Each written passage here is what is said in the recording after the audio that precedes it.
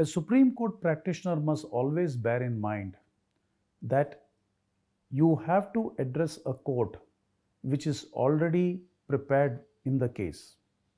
You should therefore develop the ability to think like the judge and not argue like a lawyer.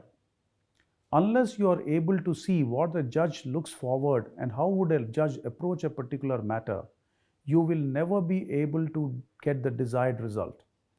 So the ability to think like a judge is a very, very essential skill. And that helps you understand as to what is your best point to be put forth. If you think like a lawyer, it is you are bound to fail because you only see your point of view, whereas the court does not merely look at your point of view. The court has a very objective approach, it has a neutral approach to the case.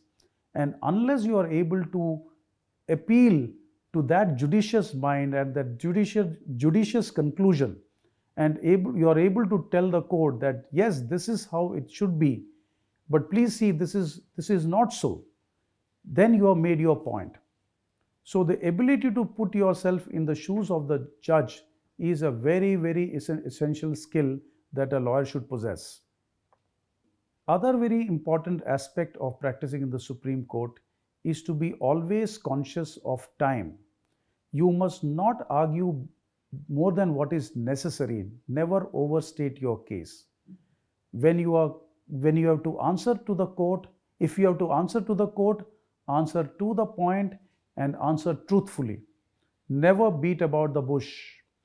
The court appreciates a fair counsel more than anything else. The ability to be upfront with the court, be honest, be accurate, be to the point, never make a misleading statement, answer the court straight, and divert the never try to divert or give a misleading statement. These are other attributes of a good practitioner. You should realize that cases will come and go, but you will remain a practitioner of this court.